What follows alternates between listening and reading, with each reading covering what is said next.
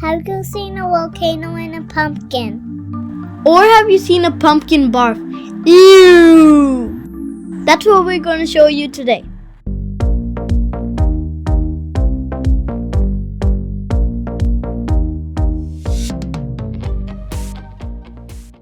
Let's see what we need.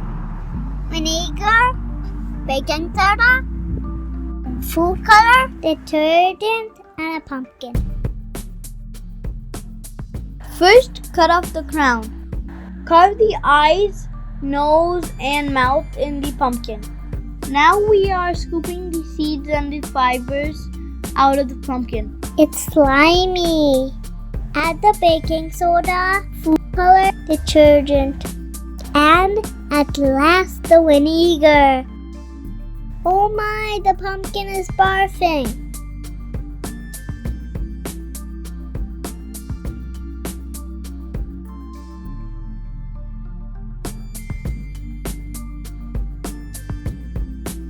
Add the baking soda, food color, and at last the vinegar. This is how you create a pumpkin volcano.